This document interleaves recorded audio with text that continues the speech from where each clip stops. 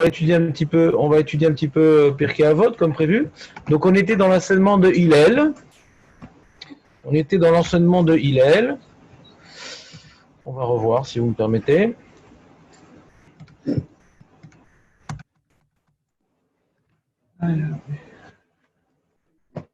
Partage d'écran. Où tu es assis ou tu t'en vas, Samuel? Non, je prends le séjour pour... Très bien. On reprend. C'était quoi déjà? Je vais faire, oui, partage d'écran. J'ai déconcentré le mec. Voilà. Très bonne initiative, Samuel. Prends-le aussi d'eau. Très bien. Alors, il est le Shama qui bleu, il est l'Omer, Eve Mitalmid al Sharon, Oev Shalom, Rodef Shalom, Oev Tabriot Mikarvan la Torah. Donc, Hillel nous dit qu'il faut être un Talmid de Aaron qui aime le Shalom, qui poursuit le Shalom, qui aime les gens et qui les rapproche de la Torah. Et il nous dit, la Mishnah suivante, Hillel, ou Omer, Negat Shema Avad Sheme, celui qui cherche à s'attirer, à être connu, ouais, avoir son nom connu, Avad Sheme, au contraire, il va devenir inconnu, le fameux soldat inconnu. Vedelo Mosif Yassif, celui qui ne rajoute pas de la Torah, il périra. D'accord? Il dit ça, je connais toute la Torah, je suis bon et tout. Ça, maintenant je peux faire un peu de biologie et de... Non, la Torah, il faut toujours rajouter. Ou des loyalifs, et celui qui, Bichla, il n'étudie pas, il ne connaît pas la Torah, l'ignorant. Katalacha, lui, c'est pas uniquement que il est déconnecté de la vie, il meurt, on le tue. Katalacha Vilchav Mita, ceux qui n'étudient pas la Torah. Ou des Ishtamesh Betaga Chalav, celui qui utilise la couronne de la Torah, Over Minaolam, il disparaît de ce monde. Donc, le Maharal pose un certain nombre de questions sur l'enseignement de Hillel. Après, il y a un troisième enseignement de Hillel dans la Mishnah Yud Dalet. Ouaya Omer, Imen Anili Mili. Si je ne vis, si je le fais pas moi-même, qui le fera pour moi? Si je fais que pour moi, je suis pas grand-chose encore. Et si je le fais pas maintenant, quand est-ce que je le ferai? Enseignement assez abstrait qu'il faudra comprendre. Et pour le comprendre, il faudra le relier aux deux enseignements précédents, ce qui vient un petit peu clôturer les enseignements ici de Hillel dans Pirkei Avot. Donc le Maharal, ce qui l'intéresse, c'est de comprendre quel rapport entre ces trois enseignements. Quel rapport? On a l'enseignement du Shalom incarné par Aaron, on a l'enseignement de la recherche des honneurs, du Limud Torah, et le dernier enseignement qu'on ne peut pas tellement résumer tant qu'on ne l'a pas étudié, parce qu'il est assez abstrait. Donc il va essayer de comprendre le lien entre les différents enseignements de Hillel, et il commence par le premier enseignement de Hillel. Il a froid. Il a froid? Non, ne change pas de place. Je vais essayer de mettre congélation. Attends. Tac. Tac. Voilà. Tourne-toi pour ça congé des deux côtés. Ouais. C'est bon? T'as compris, David, ou pas? De quoi? Il faut pas? Ça enregistre ou pas? Quoi, tu réécoutes des fois? Ah, donc c'est ça pour... T'as besoin de parler, quoi. Ça vient libérer les voies respiratoires de parler, je sais. Ouais. Ah, merci, David. Oui, tout à fait, Samuel. Donc, non, globalement, c'est un truc global. Donc, on reprend. Donc, première question du Maharal, quel rapport entre Aaron et le Shalom? Alors, c'est quoi la réponse? Aaron, il y a une Rachid qui dit que... Dans le Maharal, on demande la réponse du Maharal. Tu as commencé à prendre la parole pour me dire qu'on l'a déjà dit. Donc, qu'est-ce qu'il a dit le Maharal sur Aaron? Donc, on va le dire maintenant. Donc, merci, Netanel. Donc Aaron, il explique que le Maharal, c'est quelque chose, c'est un enseignement fondamental. Cette Mishnah, dit le Maharal, elle est fondamentale, Aurel. Désolé. Que Hachem, quand il a créé le monde, il a créé un monde de marloquettes. La création du monde, c'est la marloquette. On a déjà expliqué ça à de nombreuses reprises, que Hachem, il est Echad, il est unique, il incarne l'unicité et l'unité. L'unicité, c'est qu'il n'y a pas d'autre Dieu. L'unité, c'est qu'il n'est pas divisible. C'est une réalité que nous, on ne peut pas comprendre, parce que nous, on est fait de chair, de sang, d'os, de neshama, de gouffre. Nous, on est une réalité multiple. Hachem, il est une unicité. Et quand il a créé le monde, il a créé une réalité différente de lui. Le monde, par définition, ouais, c'est créer le ciel, la terre, les végétaux, les animaux, les minéraux, les énergies, d'accord? Et donc, la marloquette, c'est justement la diversité entraîne la divergence. La diversité entraîne la divergence. Deux personnes différentes risquent d'être divergentes. Deux réalités. Donc Hachem ayant créé des réalités différentes, ça crée des divergences. Il dit, on voit que Caïn et Hevel, tout de suite la marloquette. Étant différent, bah, il y a la marloquette, elle m'a la saute. Ouais. Il y a un midrash qui dit que Hevel n'a pas vécu plus que 50 jours. Quoi. C'était rapide, quoi. Ouais, un midrash. C'est rapido, ça marloquette. Un homme qui se laisse aller, il en marloquette. Il s'oppose, il dit non, il veut expliquer autrement. Si on se laisse aller, c'est un marloquette. C'est comme ça. Toute matérialité entraîne marloquette. D'ailleurs, Maître Belaï, je te rappelle, en physique, ouais, le monde, c'est que des forces qui s'opposent, non? Tout le monde, c'est des forces qui s'opposent. Tu peux l'exprimer de manière jolie? Non? Tu as peur de t'opposer à ce que je dis ou... Donc, Maître Belaïch... Non, j'aurais préféré que ce soit Maître Belaïch, comme ça aurait été une définition précise, étonnelle. Hein, tu n'aurais pas dit ça comme ça. Maître Belaïch, force positive, force négative. En physique, ça s'exprime comme ça. C'est des forces qui sont tout est en... Je ne me rappelle plus la définition, mais le monde, c'est... Ouais, c'est comme ça. Et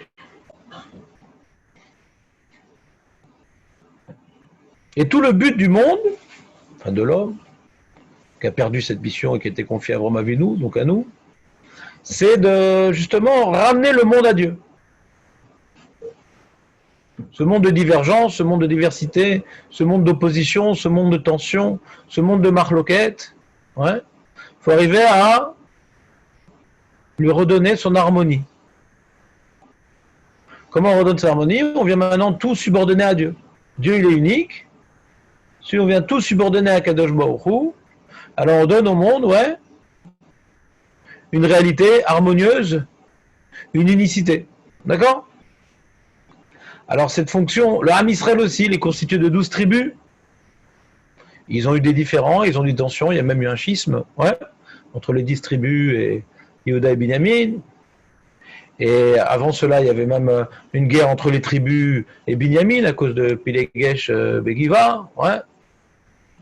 Et avant, il y avait encore une opposition entre la Cisjordanie et le reste du pays. Aussi, il y avait une tension, mais Kitsou, les 12 tribus étant différentes, ça crée des tensions. Et le rôle du Kohen Gadol, c'est justement de redonner à l'ensemble du Ham cette unité. Il rapporte un Midrash le Maharal.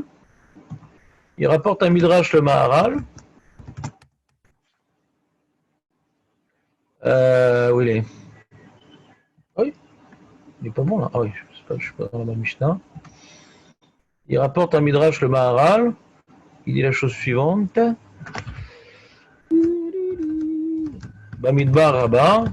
Kacher et Korach, Cholek al Kunat Aaron. Quand Korach il était Cholek sur la Keuna de Aaron. Amar lahem Moshe Rabbeinu. Moshe Rabbeinu, donc il a dit à Korach et à son assemblée, Bedarke Goïm et Tzela Goïm, Kohanim Arbe, il y a plein de prêtres. Kulam Mitkabetsim, Bebait Echad, Ve'anu, En Lanu Ela Echad, Hashem Echad, Ve'Torah Achat, Umishpat Echad, Ve'it Kohen Gadol Echad. Pourquoi tu veux maintenant concurrencer le Kohen Gadol et qu'on soit tous des prêtres? Il est fondamental que l'âme Israël ait un Kohen Gadol. Pourquoi? Parce que comme Dieu est Echad, la Torah elle est Echad, la loi elle est Echad, il faut un Kohen Gadol Echad. Pirouche. Ouais. Misé tiré qu'à l'idée Kohen Gadol chez Echad, Bazen iré qu'Israël am Echad. On voit de ce midrash là que le Kohen Gadol il est là justement pour unifier le Ham Israël. C'est ça la mission du Kohen Gadol, c'est pour ça qu'il doit être Echad. Aaron mekacher ou meachad Israël ad Shem Echad. C'est ça la mission de Aaron. S'il demande le Maharal, pourquoi on nous parle du Shalom? Il nous parle du Shalom, il a besoin de dire Talmidam chez Aaron. On n'a pas vu dans la Torah hein, que Aaron il incarnait le Shalom. Ouais. Alors pourquoi on a besoin de dire que Oev Shalom, Rodev Shalom, Talmidam chez Aaron? Il aurait pu dire Hillel.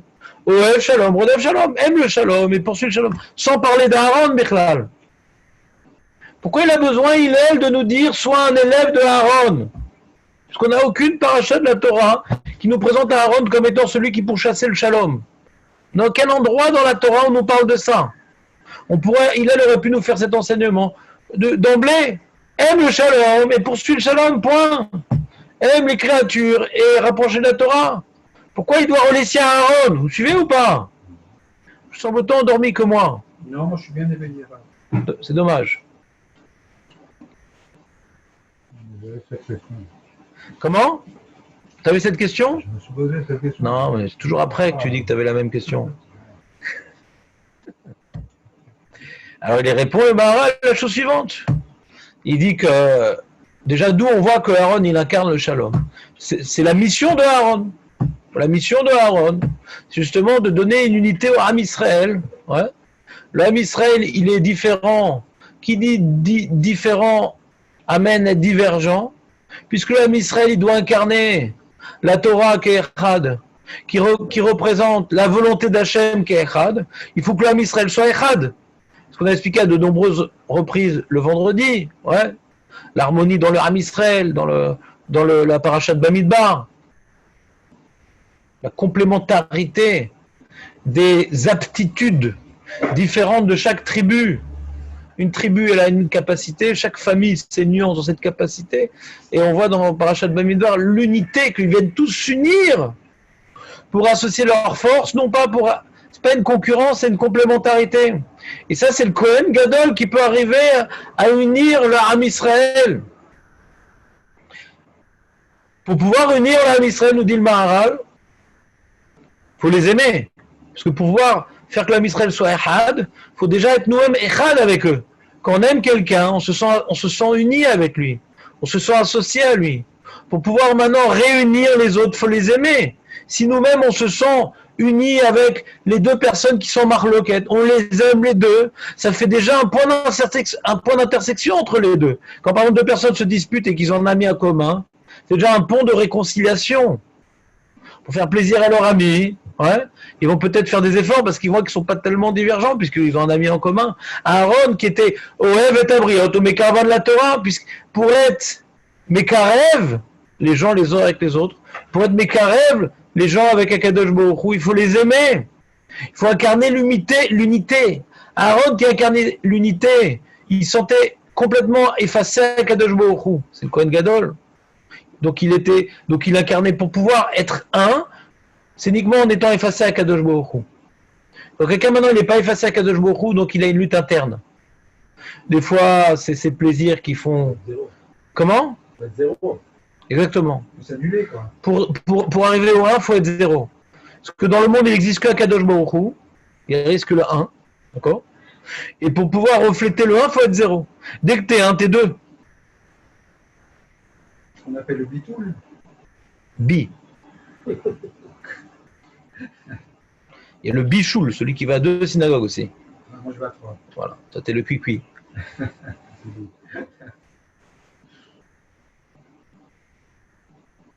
Donc Aaron, Il fait un avec Baruch Hu dans la mesure où il est annulé à Kadosh Baruch Hu. Il est annulé en âme aussi. Il incarne la Hanava.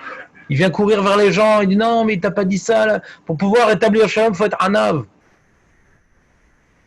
Puisque Aaron, c'est la Hanava. Donc il arrive à l'unité. Un homme qui veut se mettre en avant, ouais, il devient une complexité. Il met en avant une réalité personnelle, ouais, qui le distingue des autres, qui le distingue de Dieu. C'est abstrait ce que je vous dis? Non, c'est bien. Donc, reprenons le raisonnement du Maharal. Donc il dit que Aaron, pourquoi on a parlé de Aaron et on n'a pas tout simplement parlé du Shalom? Parce que si on avait parlé du Shalom, on aurait cru que c'est une vision un petit peu sociale du Shalom. C'est important le Shalom, tout ça. Il faut aimer le Shalom. C'est important.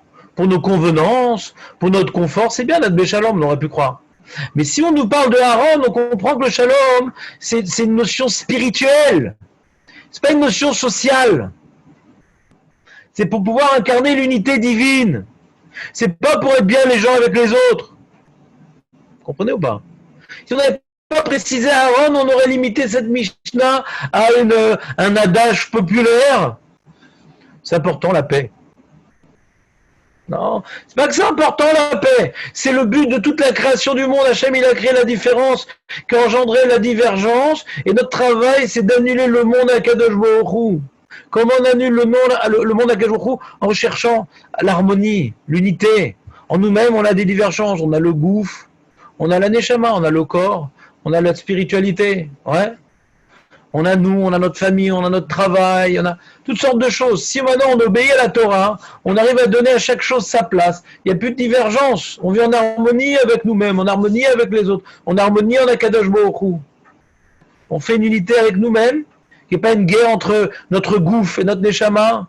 On arrive à l'unité avec les autres, qui n'est pas une guerre entre nos intérêts et leurs intérêts. Alors on arrive à être en unité avec Akadosh Baruch Hu, que dans Akadosh Baruch Hu, il n'y a aucune divergence, il n'y a aucun conflit, c'est que de l'unité. Quand on arrive à vivre en harmonie avec nous-mêmes et avec les autres, on est le reflet d'Akadosh Baruch Hu.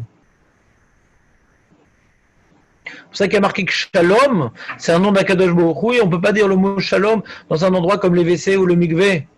Un endroit où on n'a pas le droit de dire le nom d'Hachem, on ne peut pas dire le nom Shalom. Vous connaissez cette halakha? Oui. Shalom, c'est un nom d'Hachem. C'est pour ça que quand maintenant tu es dans un endroit où on n'a pas le droit d'être, comme tu es dans la salle de bain, les WC, etc., tu ne peux pas dire Shabbat Shalom. Ah, et si on a un journal et marqué Shalom, C'est un problème. aussi c'est sur la marchande. C'est un problème.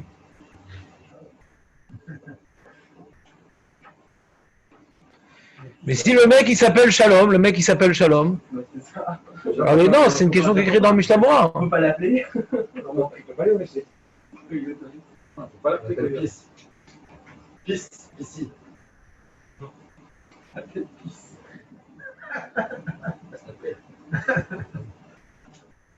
Donc non, elle est pas mal la blague, mais c'est pas le lieu, ouais. Donc on a le droit de l'appeler par son nom. Oui. Quand on dit shalom à quelqu'un, ouais. C'est-à-dire qu'on souhaite, c'est quoi shalom? On lui souhaite maintenant d'être shalem, ouais. C'est quoi être shalem? C'est de représenter une shlemut, lo chaser klum. Pour ne manquer de rien, pour incarner une certaine shlemut, ouais. Eh bien, c'est uniquement dans l'unité, parce que dès qu'on a une divergence, il n'y a plus de shlemut. Il y a un conflit, il y a une perte d'énergie, une perte de capacité, ouais, une dispersion. Donc on souhaite qu'on dise à quelqu'un Shalom Lecha, ouais, que la manière qu'Hachem il est Shalom, que toi aussi tu puisses incarner cette shlemut. Donc on vient évoquer la shlemut divine. Comprenez ou pas? Que Rak Hachem Shalem. Ou Hashlemut. Donc on dit que c'est un nom d'Akadosh Baruch Hu, le mot Shalom. Parce qu'il y a Rak ou Shalom. Rak ou Shalem. Comprenez ce que je veux dire? Comme Rak ou Shalem, c'est son nom. La seule réalité qui incarne la Shlemut, c'est Akadosh Baruch Hu. Donc le mot shalom, c'est un nom d'Hachem. Comment ça se traduit, le fait de dire, le fait de saluer quelqu'un C'est quand tu dis maintenant shalom alecha, ouais, que la shlemut incarnée par Dieu, ouais, tu puisses t'en inspirer. Je te souhaite de pouvoir ressembler à Dieu. Est-ce qu'il faut être ma petite Non, jamais. Jamais. Jamais. Non, de ne pas dire le mot no shalom avant d'avoir terminé sa fille. Oui, bien sûr. Il faut être makpid sur ça. Oui, bien sûr. C'est Nalacha, mais c'est Makpid, c'est Nalacha. C'est une halakha. C'est Shulchan Aruch.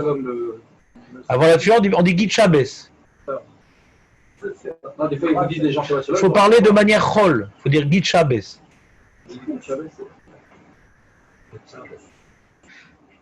Parce que même dans le mot Shabbat, il y a une doucha.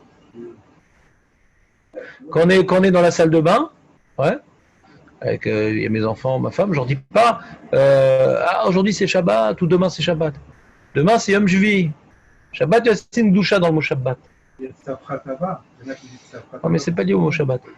Et d'accord, donc revenons à notre développement. Donc, celui qui s'appelle Shalom, alors comment on fait pour lui dire bonjour dans les toilettes? c'est pas grave. On n'est pas mitkaven au nom d'Hachem. On n'est pas mitkaven à midat hashlemut qui est Hachem. C'est son nom, quoi. Alors maintenant, du coup, le chat qu'on a aujourd'hui, peut-être que ce sont des gens dans le langage. Non. C'est comme le mec qui fait Noël, mais uniquement pour réunir la famille. Ça reste Noël. Ah, ils ont changé là. Peu importe ce que tu fais du Noël, ça reste Noël. Peu importe ce que tu veux donner comme intention à ce terme. Ouais. C'est quoi shalom? Tu connais dans une langue on dit entier. Ce terme-là, mais ça c'est devenu. Je suis en train de répondre à ta question, Netanel. Ce terme ne veut rien dire, ouais, dans aucune langue voisine. C'est dans une langue comme ça.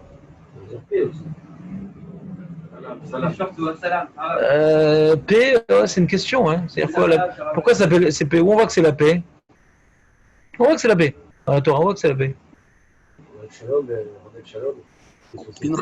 La shlemut, toi. C'est la shlemut, toi, justement. C'est quoi la paix? C'est qu'il n'y a pas de marloquette. C'est ça la nekuda. C'est qu'il n'y a pas de marloquette. Et pourquoi pas de marloquette? Parce que c'est la shlemut, c'est l'harmonie. Ça, justement, c'est ce que Hillel veut nous enseigner. C'est pas une paix sociale. C'est de rétablir l'harmonie et l'unité dans une réalité divergente qu'est le monde. C'est une notion beaucoup plus profonde que la notion de paix, comme il disait Netanel, Shalom Arshav. On s'en fout de la paix. C'est pour maintenant, comment dirait, donner aux Arabes la terre, etc., et créer la haine entre les Juifs, c'est pas la paix. Il n'y a aucune paix dans ça. C'est l'absence de guerre. Le Shalom n'est pas une absence de problème. C'est d'être un reflet d'Akadosh Baruch Hu. C'est quelque chose de positif, quelque chose de dynamique, quelque chose de spirituel. Alors que dans le concept laïque, la paix, c'est une absence de problème. Dans le concept religieux, c'est pas une absence de problème. Ouais.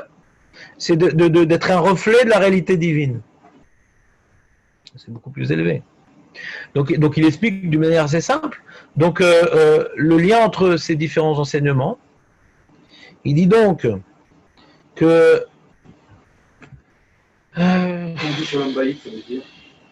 que ça veut dire, ouais, c'est très bien. Il était dans le couple, je comprends pas la question, Bilal. Vaï les Bassar Echad. Marqué dans la Torah, hein, que l'homme c'est Bassar Echad. C'est la preuve, le couple, c'est la preuve que Hachem a créé le monde. Parce que le monde tel qu'on le voit avec des yeux laïques, il est source d'antagonisme. C'est un monde anarchique, ouais. Et le plus grand antagonisme qui existe dans notre vie, c'est l'homme et la femme. C'est deux réalités divergentes, pas différentes, divergentes. L'homme et la femme sont vraiment ont des sensibilités différentes, ont des attirances différentes, ont des compréhensions différentes, qui entraînent des divergences. Quand on arrive à l'harmonie dans le couple, ça prouve qu'il y a un créateur à tout ça, il y a un point commun dans tout ça. Ce qui semble être la réalité incompatible, quand on la rend compatible, ça prouve qu'à l'origine de ces deux réalités divergentes, il y avait un créateur et il y a donc une liaison possible entre toute réalité créée. C'est ça qui a marqué quand il y a le shalom à la maison, il y a la shrina à la maison. Ça prouve la réalité divine. Cette recherche d'harmonie ne peut être possible que par une recherche de ressembler à Kadosh Baruch Hu, qui est l'harmonie, qui est la Hanava, qui est l'effort de donner, l'effort de respecter. Hachem, dans sa création, il a donné, il a insufflé la vie. L'homme, dans sa réalité, il est là pour prendre. Si on reste dans notre dimension humaine de celui qui prend, alors le couple, ça ne marche pas. Si on ressemble à Dieu, on donne.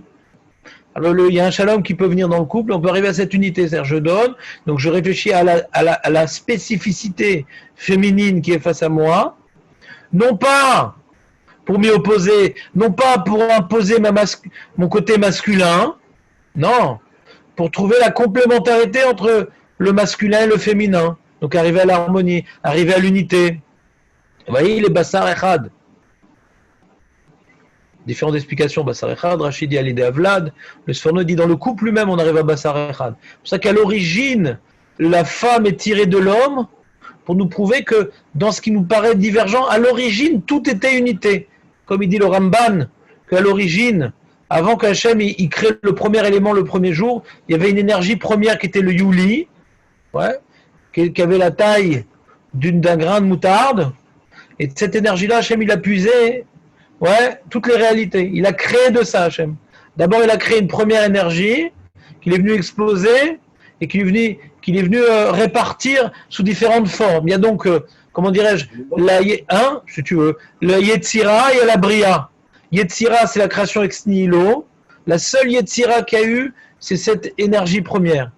Après, il y a la Bria, pardon, je vais l'inverse. Il y a la Bria et la Yetzira. La Bria, c'est la création ex nihilo.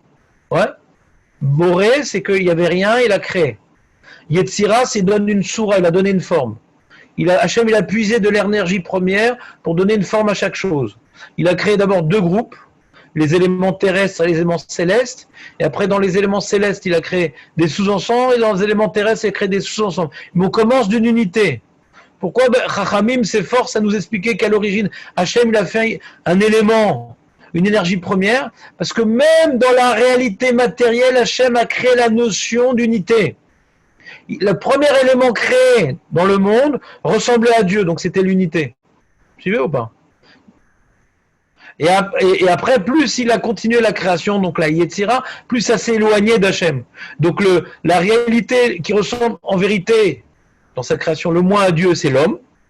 C'est la réalité la plus complexe, avec le libre arbitre, avec les doutes, etc. Donc c'est ce qui est le plus loin de Dieu. Et quand l'homme il arrive à réintégrer l'harmonie, l'unité en lui-même, c'est le tikkun de toute la bria. Vous comprenez ou pas? C'est-à-dire, il est le plus loin de Dieu, parce que l'homme c'est la réalité la plus complexe. On a tellement de conflits en nous, les animaux n'ont pas de conflits en eux. D'accord? Ils ont un instinct. On a des conflits en nous. Donc le rétablissement de l'unité dans l'homme, c'est la première étape pour le rétablissement du conflit entre les hommes, entre l'homme et la femme, entre les groupes et les autres groupes, et ça redonne une harmonie à toute la création. D'accord? Et après, du coup, les animaux c'est la Géoula, les animaux ne vont plus s'en déchirer, il n'y aura plus le lion et l'agneau. Quand on a rétabli l'harmonie en nous, l'harmonie entre les hommes, il n'y a plus même conflit dans les animaux. On est métaken les conflits. D'abord, il faut être métaken, il ne faudrait pas le conflit qui est en nous. Donc, à l'origine, le premier élément créé, c'est un élément unique. C'est une énergie indissociable que Hachem, c'est ce qu'on appelle la Bria. Tohu Vavohu, c'est qu'à l'origine, il y avait le Tohu Vavohu. Le Tohu Vavohu, il explique le Ramban, c'est justement cette énergie première. Première étape, c'est quelque chose qu'on ne peut pas discerner, qu'on ne peut pas dissocier, c'est une énergie première. C'est le Tohu Vavohu. C'est la première étape de la création. Hachem, il a créé le Tohu Vavohu. Qu'on ne peut pas discerner, qu'un homme de chair et de sang ne peut pas voir comme étant une réalité tellement c'est condensé, tellement c'est mélangé. C'est trop spirituel pour être accessible à nos yeux. D'accord? Donc Aaron, c'est justement le travail de rendre au monde son harmonie, de rendre au monde son shalom. On le voit clairement dans les corbanotes, et rétablir l'harmonie entre le Ham Israël et Akadosh Baruch Hu. Mais comme on a dit, pour qu'il y ait une harmonie entre le Ham Israël et Akadosh Baruch Hu, il faut que le Ham Israël lui-même, il ait harmonie entre lui-même. Donc on apprend que si maintenant Aaron incarne l'harmonie, donc avant de parler de l'harmonie entre le peuple, Akadosh Baruch Hu, et l'harmonie entre nous et les hommes. Donc il doit arriver à cette unité. Donc il recherche l'unité dans tous ces domaines. C'est clair? Et pour cela, donc on voit, c'est le deuxième enseignement de Hillel qui dit Negad Shema Abad Sheme, que celui qui recherche les honneurs, eh bien, il disparaît. Pourquoi? Alors il explique que Hillel, il incarne bien cet enseignement parce que Hillel, on voit que Hillel, c'était l'homme humble par définition. Ouais. Les gens voulaient lui poser des questions, il faisait sortir du mikveh à différentes reprises, etc. Il s'énervait pas, qu'est-ce que tu veux mon fils, etc. C'est la patience, l'humilité, ouais. Il enseignait toujours les propos de Beth Shammai avant ses propres propos. L'humilité. Il dit pour pouvoir arriver à incarner le shalom, il faut de l'humilité. L'effacement. On ne parle pas de Moshe alors plutôt. Moshe, on a expliqué hier, ouais, c'est pas le shalom son travail, c'est le émet. Le émet. Lui, il doit incarner la parole divine. Il n'est pas là, ouais, pour créer l'unité dans le peuple. Il est là pour transmettre la parole divine. C'est la jonction, ouais, entre entre Dieu, sa volonté et nous. Mais il vient pas maintenant, ouais, comment dirais-je, construire le peuple pour être adapté à recevoir cette parole. C'est Aaron. Aaron, il construit le peuple pour être adapté à cette parole. Moshe, il transmet la parole. C'est le Hémet. Aucune concession. C'est le Dayan, ce qu'on a vu dans les missions précédentes. Fais attention à tes propos. N'aide pas ci, n'aide pas ça. Le Hémet. Hémet à Gamour. Alors que le Shalom, on peut même mentir pour le Shalom.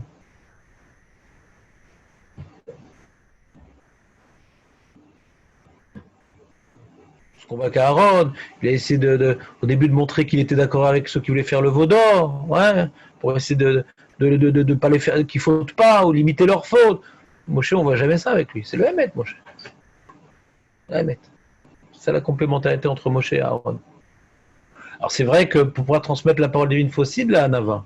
Mais ce n'était pas la mission de Moshe de faire régner le Shalom. Ouais, c'est le Hémet. Hémet à Gomer. Il n'y a pas de concession. On voit depuis qu'il est né comme ça. Ouais. Quand il a vu comment dirais-je, la marloquette entre Datan et Aviram, ouais, il n'a pas essayé de faire le Shalom. Il a fait une Toracha. C'est l'Otov. Moi, je t'aime aussi. Quand il a vu l'Égyptien, il l'a tué. Il incarne la justice, pas le Shalom. Il s'est séparé de sa femme pour incarner la parole divine. Il y a la notion du Shalom. Hein. Il incarne la parole divine, mon cher Rabbi. Et d'ailleurs, quand il a frappé la pierre alors qu'il devait uniquement parler à la pierre, comme il n'a pas respecté à la lettre l'ordre divin, donc il a perdu sa mission. Celui, il doit être la parole divine sans aucune nuance, sans aucune divergence. D'accord ? Alors que Aaron, ce qu'il a fait avec le veau d'or, etc., c'était du slalom. Hein. Au contraire, il est devenu Kohen Gadol. Si Moshe Rabbeinu aurait fait une chose équivalente, il aurait dû être, comment dirais-je, disqualifié. Même on voit, Myriam, elle a raconté du Lachon Hara à Aaron, ouais. Ouais, Moshe, pourquoi il n'est pas avec Tzipora et tout. Ouais, vous connaissez cette histoire-là.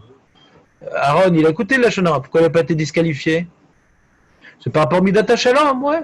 Il a écouté, peut-être on va essayer d'arranger le Shalom Bayit, etc. Et Midat Tzedek, attends, c'est Baya, ouais. Comment t'écoutes sur ton frère, etc. Par rapport à Shalom, il y a beaucoup plus de concessions possibles. Il y a des erreurs possibles, justement. Beaucoup d'erreurs possibles. Pour le Shalom, des gens ils peuvent faire des grosses erreurs pour le Shalom. Pour ça, il faut beaucoup d'anava. Parce que comme maintenant, c'est beaucoup moins cadré, le Shalom, Netanel. Qu'est-ce que tu as? Qu'est-ce que tu penses à la porte de sortir parce que tu vas me dire Shalom, hein? Moi, t'as raison, moi aussi. J'essaye. Le Shalom, il y a des gens pour le Shalom, ils font plein de bêtises. Plein de bêtises pour le Shalom. Parce qu'il n'y a pas tellement de règles carrées, comme le Mishpat. Ouais, je vais mentir. Il y a des gens, ils mentent pour rien. Parce que pour le Shalom, c'est pour le Shalom. Ouais. En fin de compte, ils utilisent le Shalom pour faire ce qu'eux, ils ont envie. Donc si tu n'as pas d'anava, hein, c'est dangereux de vouloir faire le Shalom. comprenez ce que je veux dire ou pas? Il faut vraiment chercher l'intérêt, rechercher Akadosh Baruch Hu dans le monde.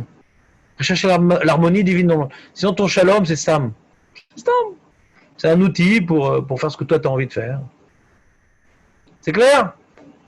Bon, allez, viens, on continue quand même. T'es crevé, Nathan?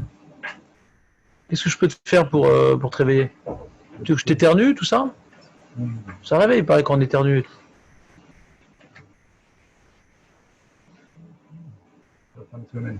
Fin de semaine? Mercredi. Fin de semaine. Donc, c'est-à-dire dimanche, lundi, mardi. 3 jours d'autonomie. Tu devrais changer de batterie.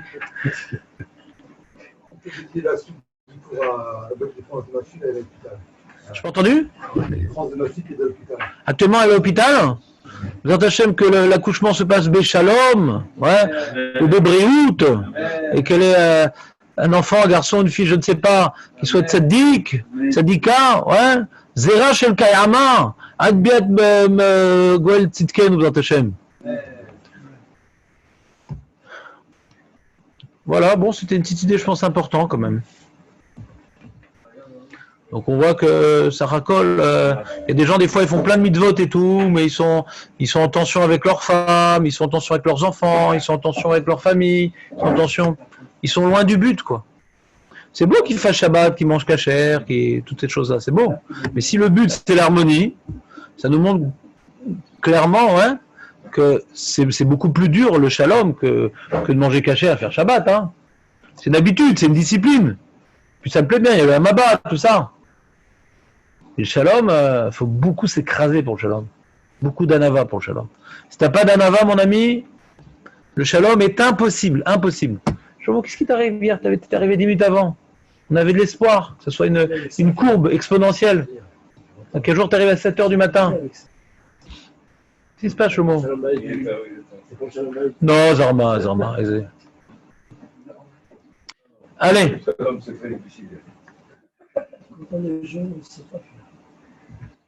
Quand on est jeune, on est égoïste, hein.